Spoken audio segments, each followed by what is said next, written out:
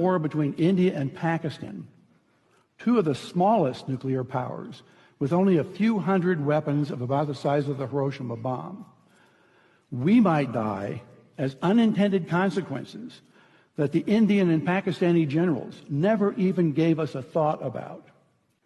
My colleagues, Luke Oman and Alan Roebuck, calculated the spread of smoke after a war between India and Pakistan.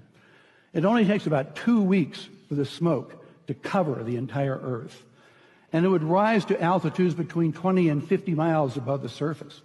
At those altitudes, it never rains. The smoke would stay there for years.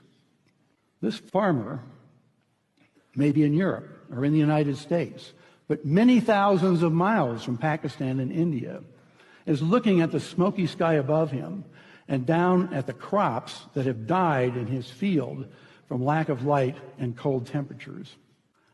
It's estimated that in a war between India and Pakistan, that we would lose 10 to 40% of the yields of corn, wheat, and rice for years afterward because of the bad weather.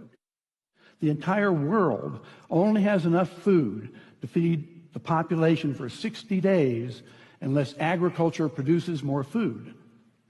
Ira Helfand, a member of the Nobel Peace Prize-winning International Physicians for the Prevention of Nuclear War, has estimated that 1 to 2 billion people would die after a war between India and Pakistan of starvation. And after a full-scale nuclear war, temperatures would plunge below ice age conditions. We would be in a nuclear winter. No crops would grow.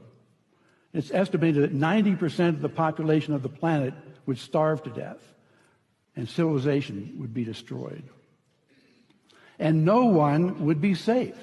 Not those in countries with no nuclear weapons, not those in countries that didn't participate in the war, and not those on the other side of the planet from where the explosions occurred.